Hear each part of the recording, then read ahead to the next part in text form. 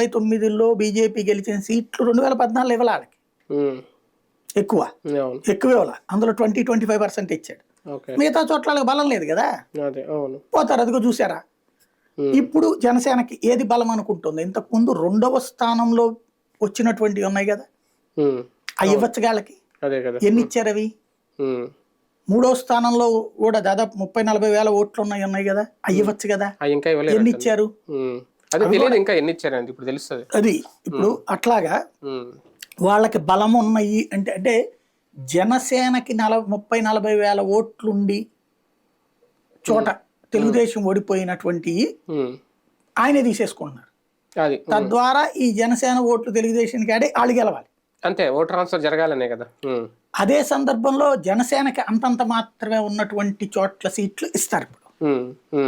దాంతో ఇప్పుడు మొన్న ఇచ్చినటువంటి వాటిట్లలో జనసేనకి ఇచ్చిన 25 ఎట్లో ఒక్క సీటు తప్పించేదే 24 ఎట్లు, అంటే మొన్న 5 అనౌన్స్ చేసిన దాంట్లో ఒక్క చోట మాత్రమే గతంలో వీళ్ళకి కొంచెం బలం ఉంది.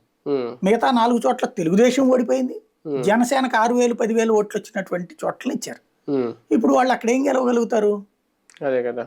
తద్వారా పోయే ఓ సీట్లన్నీ వీళ్ళకిచ్చి గెలిచే సీట్లు జనసేన ఓట్ల వలన గెలిచే సీట్లు వాళ్ళు తీసుకుని తామే ఓడిపోయే సీట్లు జనసేన ఓడిపోయే సీట్లు వీళ్ళకిస్తారు. ఒక 5-10 మాక్సిమం వీళ్ళకిస్తారు.